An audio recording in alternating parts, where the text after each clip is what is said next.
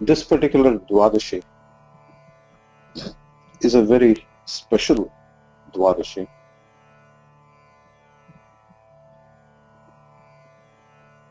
We refer to that as UtthAna, UtthAna DvAdashi. UtthAna is upward journey. And TuLasi VivAha is celebrated on that day. Vrunda or Brunda, depending on which part of the country you come from, Vrunda, TuLasi, the plant TuLasi, normally we put it in this container which we refer to as Vrindavana, TuLasi Vrindavana. For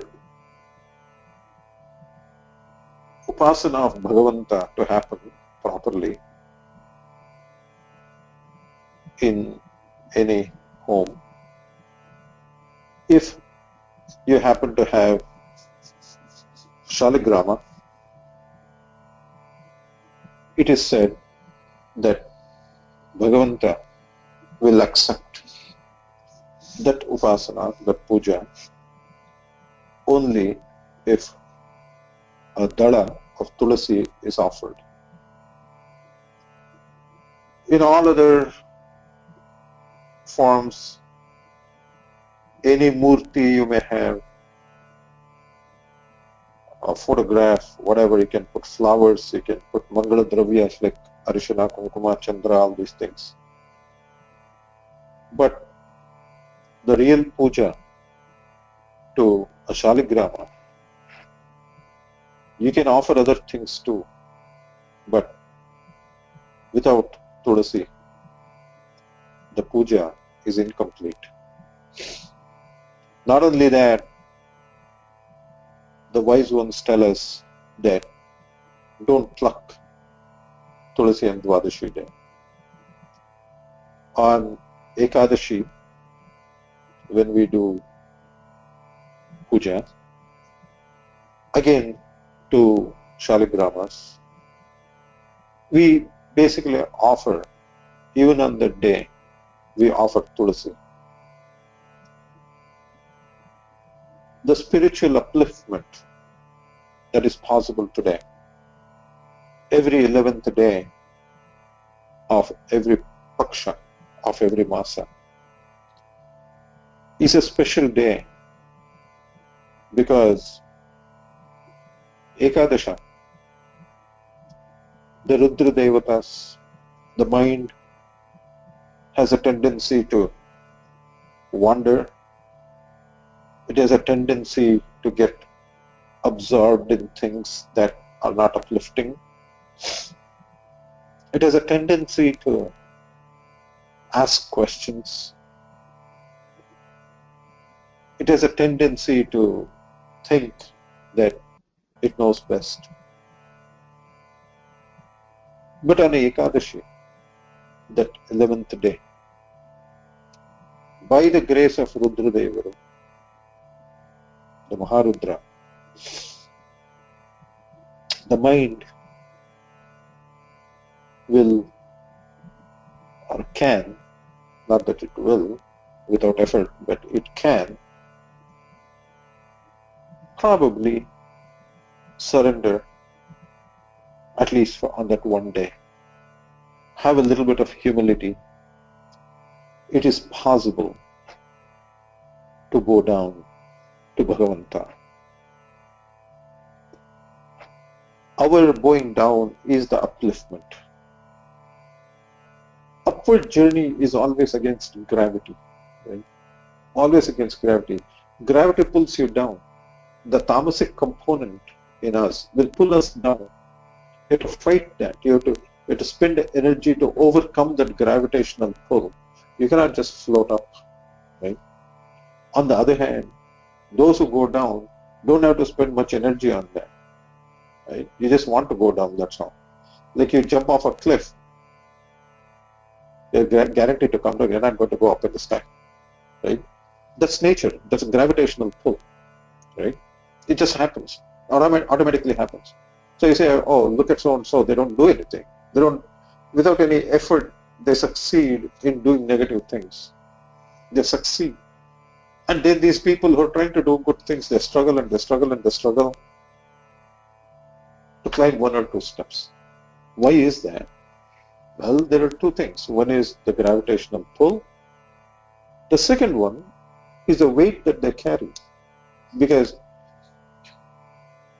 if a person going downwards wants to pull 10 people with him, he doesn't have to put effort in carrying them downwards. He just has to, when he's going down, he just has to tie them to himself. They'll all automatically fall. Like suppose I tie myself to 10 different people with a rope and I jump off a cliff, they'll all fall down too. I don't have to spend energy on that. On the other hand, if there are 10 people tied to me and I'm trying to climb a mountain, you have to carry these people too, carry their weight with you, right? So upward journey is a very difficult one, very, very difficult one. It's not easy at all. And TuLasi VivAha, why is it so important for us? Why is it that, TuLasi, every person should bow down every morning to TuLasi? What is so great about TuLasi? What is it so uplifting about that? Well, the thing is, I think most of you know the story of TuLasi. TuLasi, Devata, Shakti. Vrinda, an avatar of TuLasi. Well, Vrinda is married to a person not very nice. Okay, he's going down. He's creating a lot of problems in society and all. But she has a misguided notion of dharma. She's a pativrata.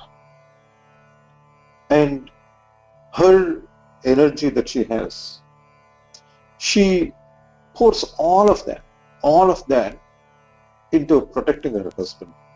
That's her thing is her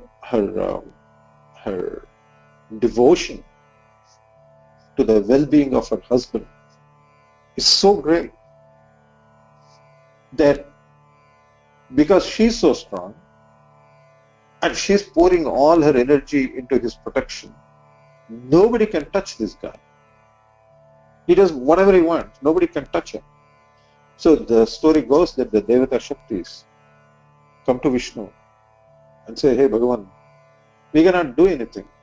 There are problems in society and this guy is creating so many problems and we cannot touch him. Because not that he is strong by himself, but this woman's, that vrata, that pativrata, that is protecting him. There's nothing that can be done. And you need to do something. You really have to help us out. So this lady apparently every day, this didn't happen here, right? It's in the Devata Prapancha. But every day this fellow shows up. She would wash his feet, give him things to eat and drink and all these things as he comes home, which many pativratas do. So the guy goes on works all day, comes home, give him a cup of coffee, tea, whatever, as things change over time, but that is not anything unusual.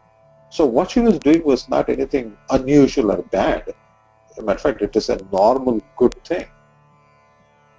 However, the problem here was that the stuff that he was doing when he was out was not good stuff. So he's doing bad things and come back and she said, oh, Papa, you worked so hard all day long and then take care of him. So one day, Vishnu comes in the form of her husband, shows up at the door. The lady thinks that it's her husband, invites, brings him inside, washes his feet. The moment she washed his feet, Vishnu shows his Shankachakra Gada Padma form. So she gets mad. She gets really upset. She says, my Pativrata is broken. That vrata is broken. How dare you do that? How dare you come and ruin my vrata? And I'm going to put a curse on you. Imagine this. And she is a Parama Vishnu Upasaka. Right? It's not that she's a bad person. The reason she's strong is Devata Shakti. She has immense devotion to Vishnu. But she thinks that because she washed Vishnupada, somehow her vrata is broken. So she puts a curse on Bhagavanta and says, may you become stone. So Vishnu smiles and says, no problem. Absolutely no problem. I will reside in a ShalagrAma. A particular kind of stone. I will reside in that. However, you will reside in the TuLasi plant. And I will accept puja in that form only if TuLasi is offered. Otherwise, I won't accept.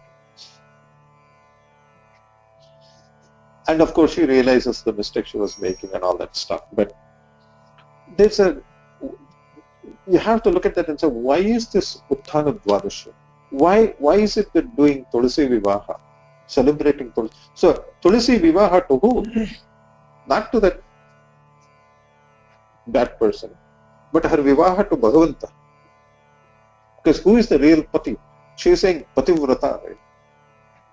What she should have done is, even at the time of wedding,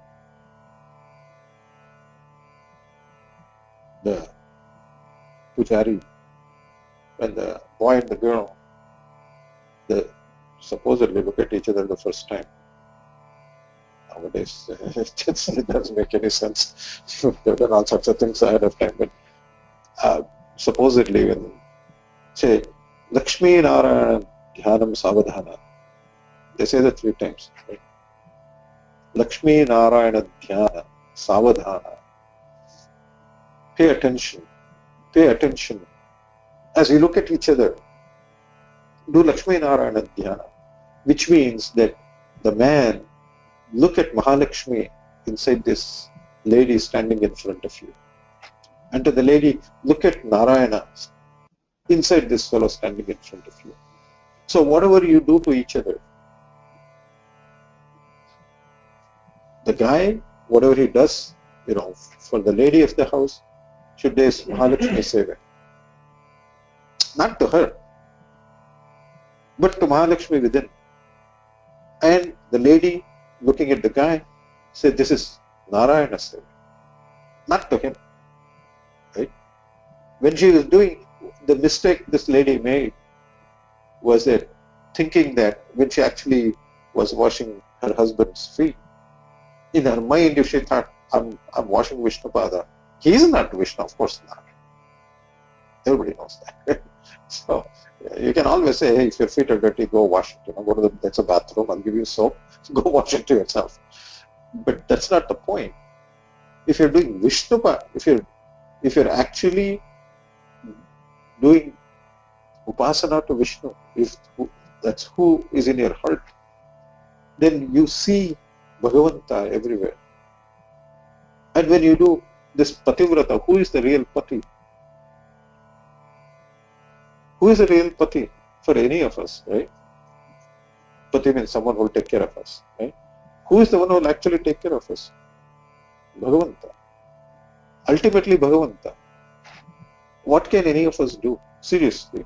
We may think that we'll take care of our family, all these things. But in reality, what can we do? Look at what happened to all these people in Paris and Mali and all these places in the last few days. Some random crack fellow comes with a gun and starts shooting. What are you going to do? Seriously, what are you going to do? Can you really protect your wife and children? Can you even protect yourself? Forget about protecting wife and children. Can you even protect yourself? Right?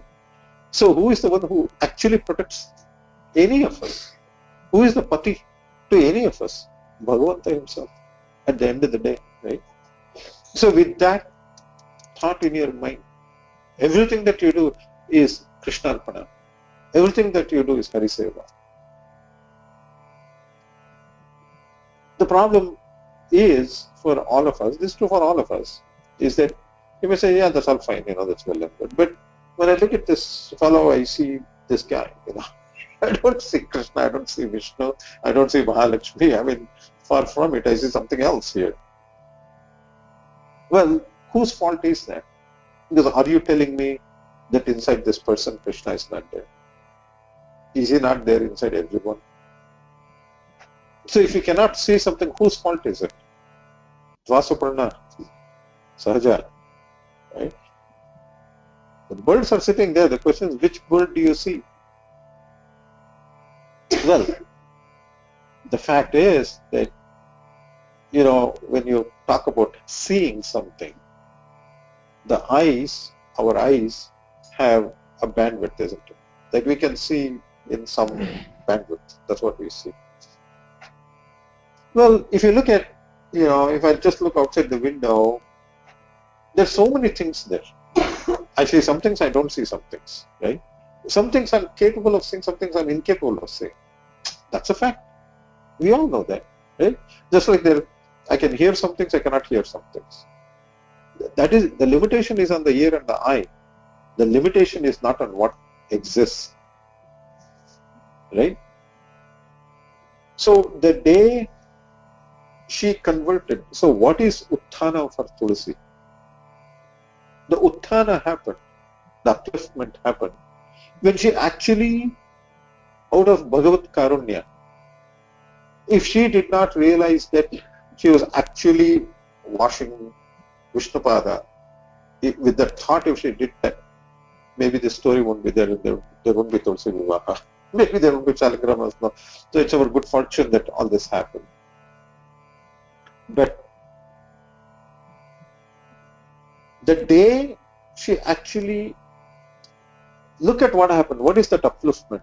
She washed Vishnupada thinking it's her husband's feet. And then it should have been just the opposite, isn't it? Instead of washing Vishnupada thinking it's her husband's feet, she should have what she should have done is wash the husband's feet thinking it's Vishnupada. That is upliftment, right? So when in our mind, whatever we do, we do so much, right? We all do so much. We all do things for our families, other people do things for us. Husbands do things for wives, wives do things for husbands. Yeah, it's, and both of them do things for children. Used to be children who do things for their parents.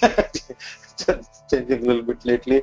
But anyway, as we look at all these interdependencies, and a family, the nice thing about a family is interdependency.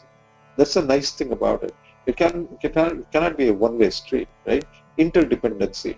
You do what you can for the other person, the person does what he or she can for you. But while we do that, the question is, what are we looking at? With what thought in our mind are we doing this? So I told you that. So if we do this as Hariseva, that is the upliftment. That is the takeaway point from TuLasi VivAha more than anything else, is what is UtthAna? What is it that will take me upwards? The only thing that can take me upwards is all these vratas. So what did Vrunda think? Vrunda thought that, oh, I'm a pativrata, right?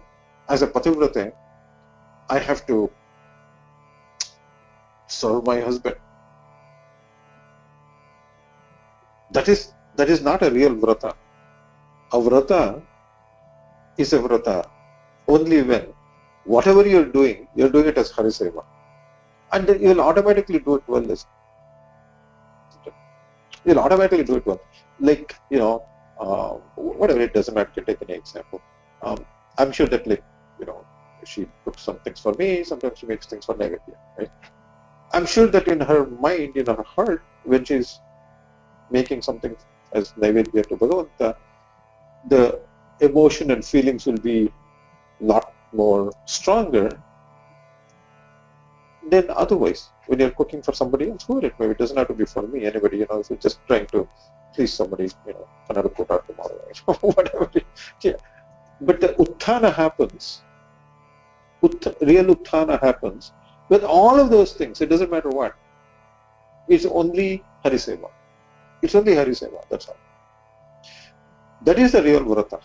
The vrata happens when that thing is switched, thinking that, oh, I have to serve so-and-so, I have to take care of so-and-so.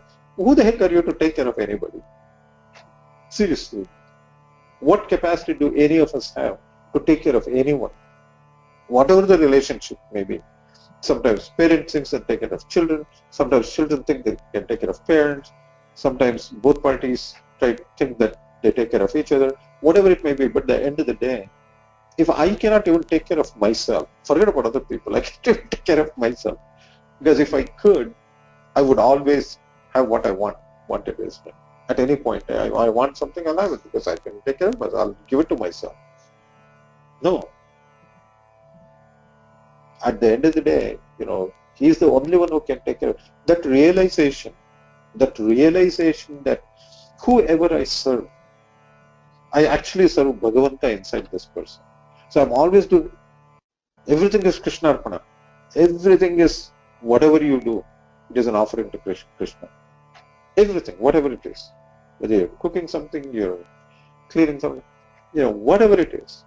Because the fact is, and it's a fact, this is not something you make up in your mind, it's not a concept. People say, oh, it's a nice concept. It's not a concept, it's a fact. It is a fact that inside each of these people, Bhagavanta is there. Bhagavanta is there. Now, if you don't see it, there is the saying, right, that if a blind man runs into a pillar, whose fault is it? Is the fault of the pillar that it was there, or the fault of the blind man that he ran into it? The blind man, when he runs into the pillar, will curse the pillar. But what is the pillar doing? The pillar is just an object that's holding up something. That's all. Right? That's all it's doing. It's not doing anything. The goal of the pillar is not to hurt a blind man. The goal of the pillar is to hold up something. If you're blind and you're running to that is your problem. The fault and the constraint is in the blind man, not in the pillar. Pillars will be there, right? You cannot say, I want a world without pillars. Why? Because I'm blind. That's a dumb statement. That's a stupid statement. So if you're blind and you don't see Bhagavanta, you don't feel him, you don't see him, the constraint is on your side. So the goal should be to say, not to say that get rid of all pillars. The goal should be to say, give me sight so I can see the pillars, right? I should see the pillars so that I don't run into them. So I need sight. The point is that if I want to see him, then I need special vision as me. That vision is something that exists inside, not outside. And if you look at TuLasi, look at Bhagavat Karunya. Just look at that. Not only does he honor her quote unquote curse. What curse? She cannot put any sharp on Bhagavanta. That's ridiculous. That doesn't make any sense at all. But his thing is, let some good thing come out of this also. Right? So he goes and resides inside ShalagrAma. Available only in one place. Right? As long as there was dharma, as long as dharma was overflowing in our land, amazing ShalagrAmas came out of that river. Amazing ShalagrAma. Even if you look at what's in my Devamana, right? Can you imagine You know that big Sheshakunda, that big ShalagrAma that's there. Can you imagine that thing just coming out of the river? Just think about that. It's amazing, isn't it? It's just amazing that such ShalagrAmas with the presence of Bhagavanta would just come out of the river. Today, it's so difficult for us to find even a small Sudarshana in the river. We just get some stones, maybe Ratnagarbha, small Ratnagarbhas or something. But you don't see huge ShalagrAmas coming out of Gandaki River today. What happened? As long as ShalagrAma will come if and only if TuLasi Archana is happening properly. Right? If TuLasi Archana is not happening, ShalagrAma will not come. Because that's only ShalagrAma comes to the house not because of you, but because of TuLasi. Right? You can grow a plant, man. We're not talking about growing a plant. You can grow a plant and put some Arshana Kumkum on that and put some water and put some miracle grow and all these things. Keep it in the sunlight. A plant will grow. We're not talking about that. We are talking about the presence of TuLasi, that Devata Shakti. That Devata Shakti in the plant, like you take any TuLasi plant, right? There are two things existing in there. The plant itself, there's one jiva there. Then there's also the Devata Shakti. So for the TuLasi plant to bloom and grow very well, it requires two kinds of caretaking, right? Two types. For the normal jiva, the normal plant, it needs water and sunlight, and like any plant. What is the difference between TuLasi plant and some other plant? It's a plant, right? So every plant needs water, every plant needs some sunlight, every plant needs some fertilizer. What's the big deal about that? There's nothing special about that. You can do all of those things. All of those things you can do, and the TuLasi may still die. The plant may still die. Or on the other hand, you may not be doing many of these things, and the plant just blooms. The question is why? Because there is this second thing. There is no Devata Shakti, that Sannidhana I'm talking about. That Sannidhana is not there in that silly plant that's there. You just pour some water into that stupid thing and it grows. That's not a big deal. Nobody is going to worship the plant, right? But TuLasi is different. It's different. Because that Devata Shakti that realized, that had UtthAna, that had that upliftment. Upliftment because Bhagavanta himself came and allowed this woman to wash his feet. She had the upliftment of being able to touch the real Vishnupada, not a piece of metal. She had that opportunity of doing upasana, offering something to Bhagavanta himself directly, not through people and all those things, but directly she had that. If that is not upliftment, if that is not UtthAna, what is? That Devata Shakti, if that presence has to be there, it's not throwing some Arshana Kumkum on a plant. Inside, in my heart, it's not just ladies who have to do the thing, the men too. We have to put on every morning. We have to remember some of these Devata Shaktis. And TuLasi is one of them. Because that realization that, all of us think that, I'll accomplish this, I'll do this vrata, I'll do that vrata, and that realization that any vrata, it doesn't matter what vrata you're talking about, any upasana, any vrata, any service, doesn't mean you have to, I'm not talking about doing some puja. Whatever you do, whatever I do today, if that is not Krishnarpana, whatever it is, if I sit here and do a pravachana, if that is not Krishnarpana, if I do it because of some people and I'm trying to please some people, see, this is our problem, right? We try to please people. That's what we try to do. That is not upliftment. If you seriously think about it, this is true for all of us. All of us. We're always trying to please people. Why? Because we think that they are the patis. I'm not, when I say that, I don't mean a husband. That they somehow will take care of us, somehow, in some fashion. And they'll take care of some of my needs somehow. They'll take care of me. So what is the point in serving and trying to please people? That is a vrata, right? See, TuLasi, Vrinda might have washed his feet, and you must say, I don't wash anybody's feet, so it doesn't apply to me. You may not wash anybody's feet, but you serve people in some way. That's equivalent to washing the feet. Well, what is the difference?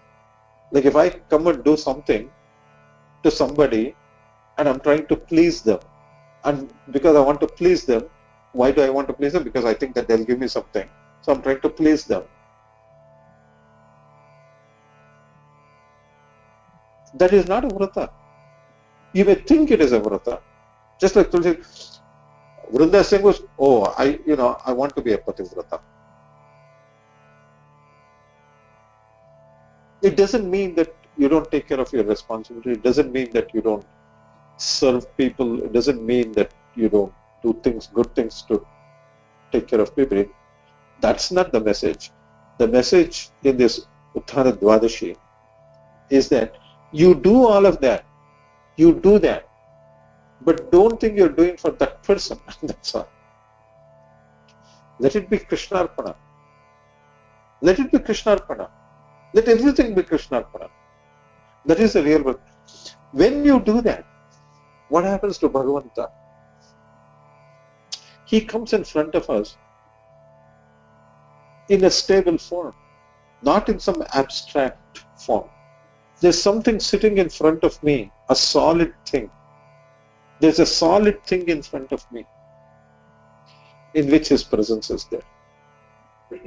ShalagrAma, ShalagrAma Shila, that type of stone, it's a stone, right? It's just a stone. It's a fossil, actually. It's a fossil. And those fossils formed when that landmass, today we call India, Pakistan, that landmass went and came and collided with the rest of Asia, right?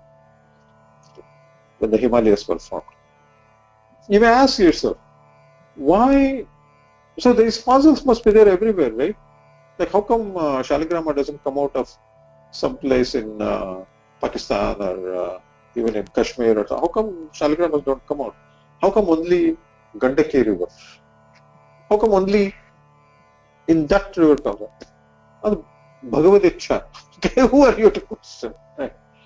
It just goes to show. See, otherwise, if you just look at it from the physics perspective or geophysics perspective, ShalagrAma should be coming out of, Gangotri, Yamunotri, all those things, right? It should have, because they're there. They're there. How come it doesn't come out there? Nothing comes out. Just the water comes out, right? How come just in this river it comes out? Yes, he decided that's where he's going to come out. That's all. So just being the ShalagrAmas being there, the fossils, there are fossils so many places. You go to many mountains, you can find something that looks like a ShalagrAma. Even there are places where something of it sort of looks like a ShalagrAma, but it's not a ShalagrAma. It just sort of looks like that, right? It's just a fossil, right? There is no Sannidhana of Bhagavanta in that. So first, he should choose to reside in something solid. So think of the things that have to happen, right? When two massive things collide, that's why last time we were talking about Narasimha, right? Two massive things collide, and out of that upliftment, Himalayas come out. Right? Look at the energy that resides. Why is there so much? You can go sit and do tapas in, a beautiful mountain range in the Swiss Alps, or you can go to Africa. There's so many nice mountains, right? The Himalayas is not the only nice mountain. There's so many nice mountains. You can go to Adirondacks right here in New York State. Sit there. It's peaceful. It's kind of nice. Good nature and other things. But you don't have that feeling. If you go in the Himalayas, that feeling is very different. Just the feeling is different. You will not get that. You will not get that feeling. No matter where else you go. You have to ask yourself, why? Why is that? Because in that collision, in that mountain, the DvAdashi is reside. That's why you feel good. Not because of the mountain. You can find a beautiful mountain wherever and appreciate nature. But there's something more than that. There is the Sannidhana of the DvAdashi. Shiva resides in Kailasa, Parvata. There's so many Adbhuta Devata Shaktis that are residing there. Why are they residing there? Because Bhagavanta decided to reside there. That's why. Right? Otherwise, why will they come? Devata Shaktis won't come where Bhagavanta is not there. They're not going to come. They're not going to come. Why will they come? Because they're always serving Him. Right? So for them to reside, why is that Shiva Sannidhana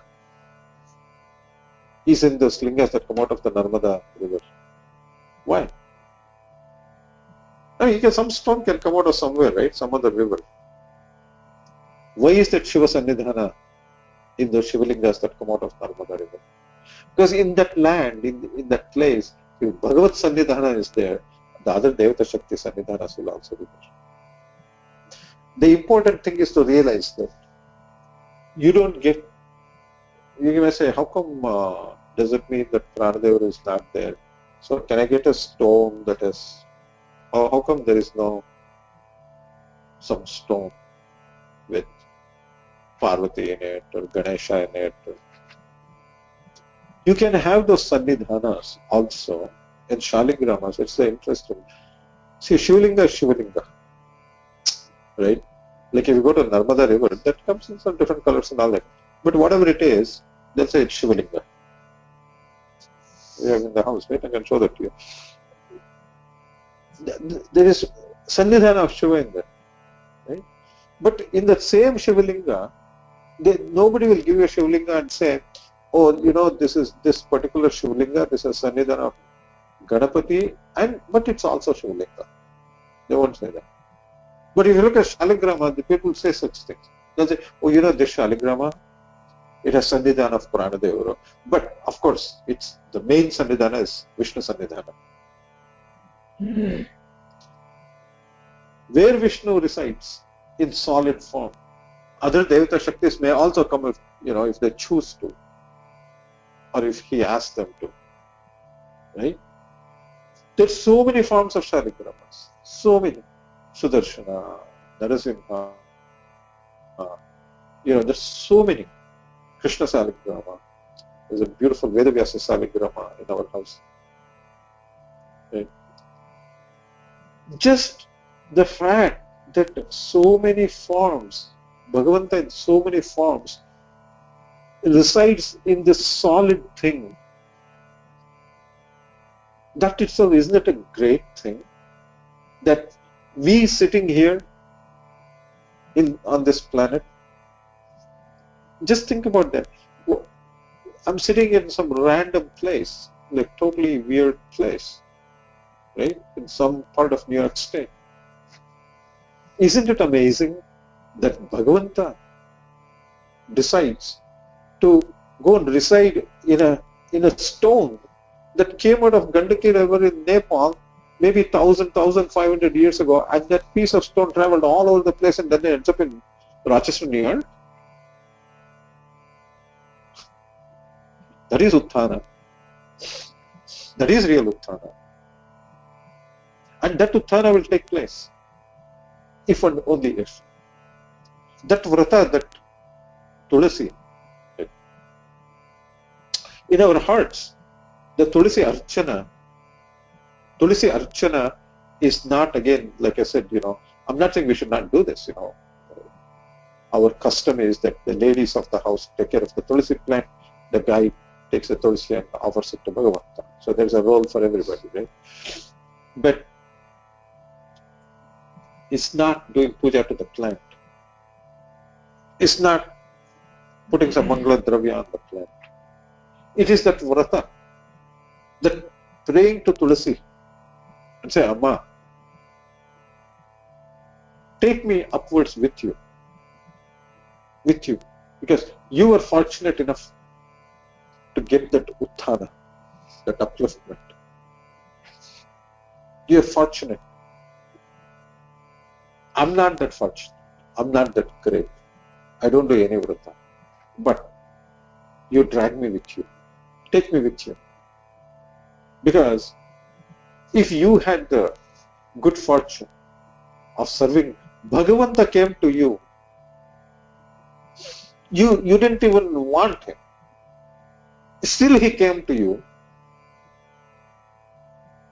Surely there is some solid worth in that place, isn't it?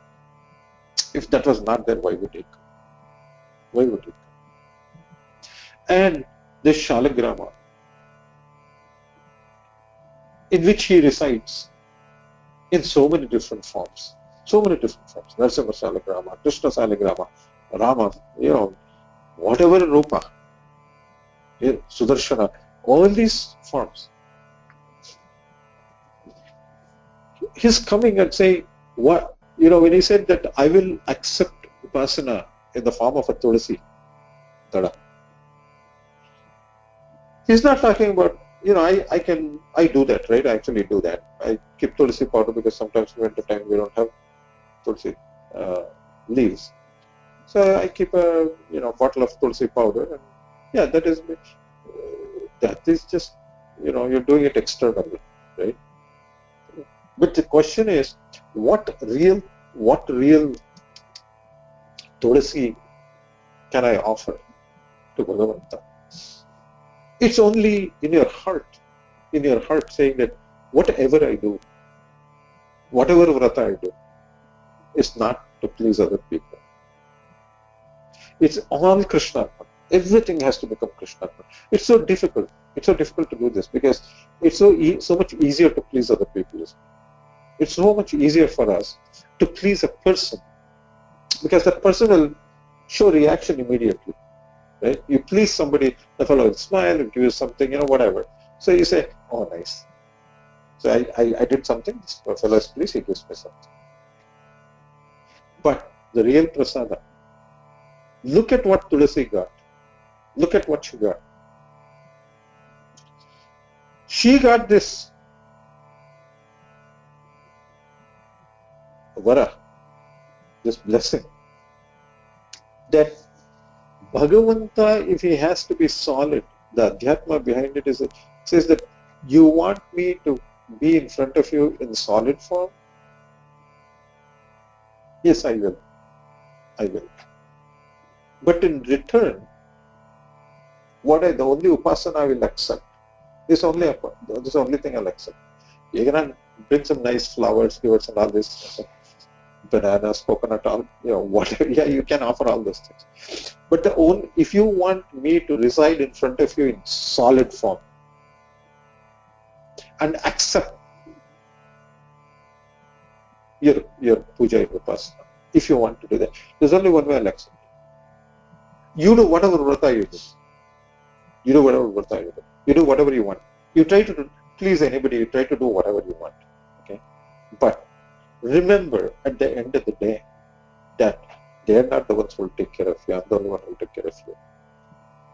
If you can see me through them, I will accept it. So I will reside in front of you in solid form. And not only that, I will show so many forms. I will accept it in so many ways. And I will give you prasadam in so many forms. So many forms. Like if you worship Sudarshana ShalagrAma, for example. Just as a simple example. So you offer Sudarshana, upasana to Sudarshana ShalagrAma. What do you get in return? If you think of the Sudarshana Mahamantra,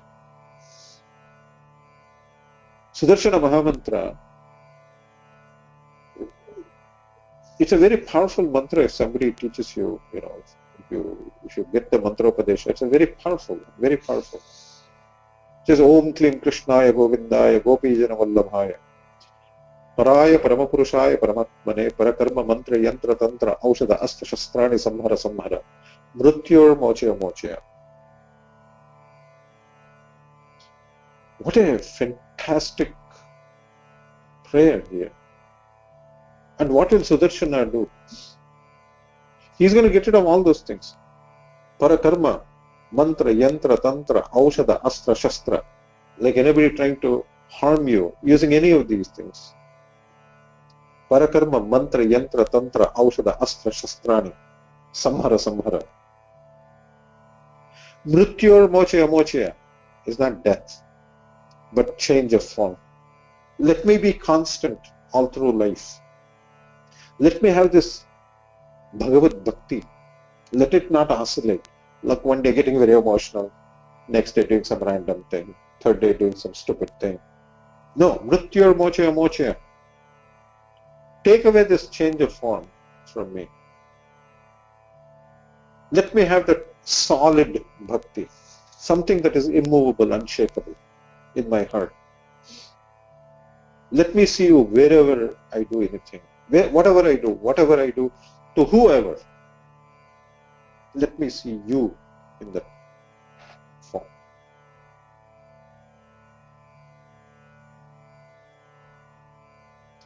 There is great medicinal value. Everybody knows that, right? It's public knowledge that TuLasi has a lot of medicinal value. So that feeling, when TuLasi is present in that leaf, TuLasi DvAdashi is present in that leaf, we offer it to Bhagavanta. We used to do this. I don't know if people still do that. Like they'll give TuLasi dada, like after offering to ShalagrAma, like somebody doing puja, they'll give you TuLasi. Right? You used to stick it here, right? You used to stick it in our ear. Nowadays, you medical people have come with these patches, right? Slow thing that goes into the bloodstream or whatever happens. So somehow it goes into your body, medications. They put a patch. This is our wise ones gave us a patch. You put it here, and it slowly seeps into your system. You always have to put in the ear, I don't know. Are you familiar with that? No. We used to do that. I remember very well when we were young boys, they used to say they stick it in. I still do that if somebody gives me those. And that was like a patch that slowly into your bloodstream, not just physically, even physically it has medicinal value. Getting rid of toxics, getting rid of things that you don't need. But more than the blood, more than the thing, it is actually inside you, the mind gets purified. And everything beyond that also. Shuddhikarana of inside, not so much outside. So much value in this.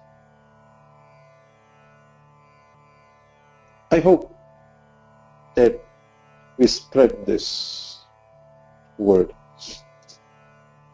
so that more and more people will celebrate TuLasi VivAha, because we should be so grateful. We should, all of us, we should be so grateful that Bhagavanta decided to reside in a piece of stone, which we call ShalagrAma. We should all be so grateful that we can get, if we are fortunate enough, that at some point in our lives, we may bring a ShalagrAma to the house. We may have the good fortune. We can always, go buy a murti, right? We can do that, man-made thing. It is not man-made. Bhagavanta himself decided to reside in that thing. For us to be able to bring this to our home, keep it, worship it, grow the TuLasi plant, and offer it every day, so that not only all the vratas we do in life, again when I say vrata, I'm not talking about any puja type vrata, any commitment, any sort of commitment we have towards anything, anybody, and we all have commitments, over it maybe. Like as a teacher, I'm committed to you guys, that's a commitment. And whatever we do, You may be a doctor committed to your patients, whatever it is. We all do different things. Right? Look after families. All these things are commitments. Right? That's what a vrata is. It's a commitment to do something on a regular basis. But how wonderful, how fortunate we all are that of all these many billions of people who reside on this planet, a small percentage, a very small percentage of us, have the good fortune to invite Bhagavanta to our homes in the form of a ShalagrAma. How fortunate we are that the TuLasi plant will grow in our yard.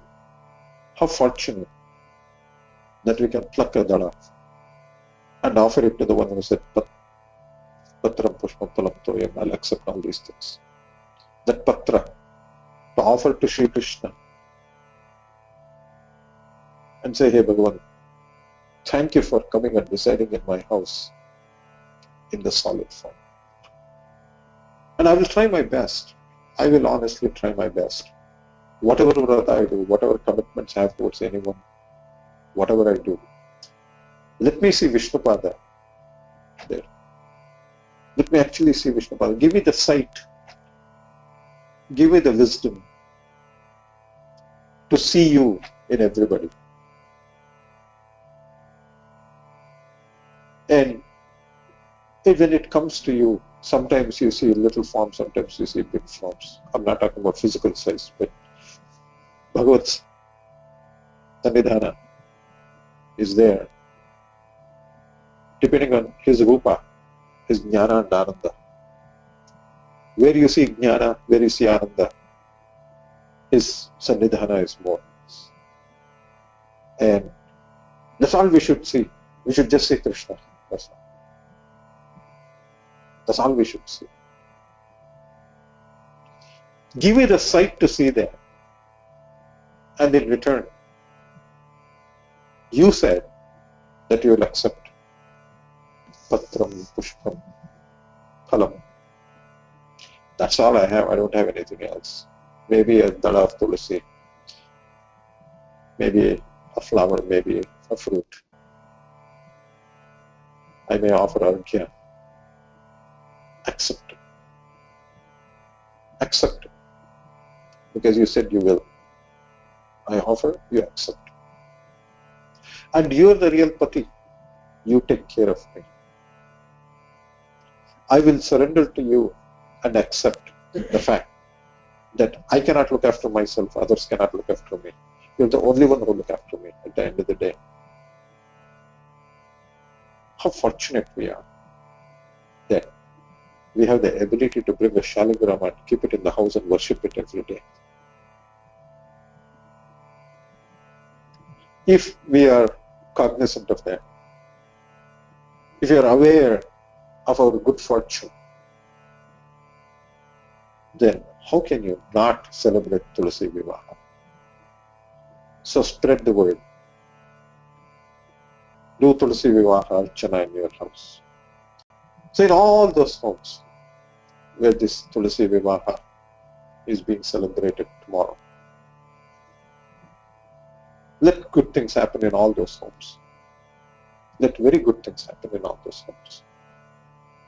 May Bhagavanta come into their homes in solid form. Accept the upasana that they may do. Offer that one dala of TuLasi. Because Bhagavanta, if he accepts it, we are saved forever. If it doesn't, if we don't do upasana, he doesn't accept it. You can wash everybody's feet in the world, nothing happens. Nothing happens. So, let me end by, again, offering a prayer, first to TuLasi, and next to TuLasi Pati, Sri Krishna himself, in that ShalagrAma form. my hope and prayer is that someday, some life, somehow, these things come into your homes and reside there. And may he accept the TuLasi Dala that you offer. Krishna Namaste.